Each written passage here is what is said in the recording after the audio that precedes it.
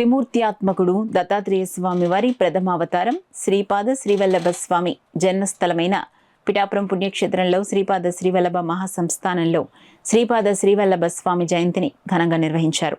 తెల్లవారుజాము నుంచి స్వామివారికి పంచామృతాలతో అభిషేకాలు, పుష్పార్చనలు ఆలయ అర్చకులు నిర్వహించారు. తెల్లవారుజాము నుంచి స్వామివారికి పంచామృతాలతో అభిషేకాలు, పుష్పార్చనలు ఆలయ అర్చకులు నిర్వహించారు. ఉభయ తెలుగు రాష్ట్రాల నుంచే కాకుండా మహారాష్ట్ర, తమిళనాడు, కర్ణాటక, ఒరిస్సా రాష్ట్రాల నుంచి కూడా అధిక సంఖ్యలో భక్తులు తరలివచ్చి శ్రీపాద శ్రీవల్లభ స్వామివారిని దర్శించి పూజలు నిర్వహించారు.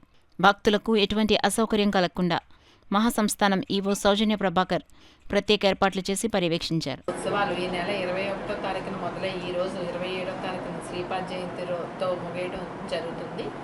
ఈరోజు సాయంత్రం రథోత్సవం కూడా అత్యంత వైభవంగా నిర్వహించడానికి అన్ని ఏర్పాట్లు చేశాము. మన గౌరవనీయులైన మన ఉప ముఖ్యమంత్రి వర్యులు శ్రీ పవన్ కళ్యాణ్ గారు కూడా భక్తులకు ఎటువంటి ఇబ్బందులు లేకుండా అన్ని ఏర్పాట్లు చేయాలని చెప్పారు. మేము కూడా క్యూ లైన్లు, టెంట్లు, సెక్యూరిటీ గార్డులు, ఉచిత అన్నప్రసాదం, పొద్దున్న నుంచి రాత్రి వరకు కూడా అన్నప్రసాదం, అలాగే ఉచిత వసతి సదుపాయం అన్నీ కూడా ఏర్పాటు చేయడం జరిగింది. భక్తులందరూ అధిక సంఖ్యలో పాల్గొని స్వామివారి కృపకు పాత్రలు కాగలరని చెప్పి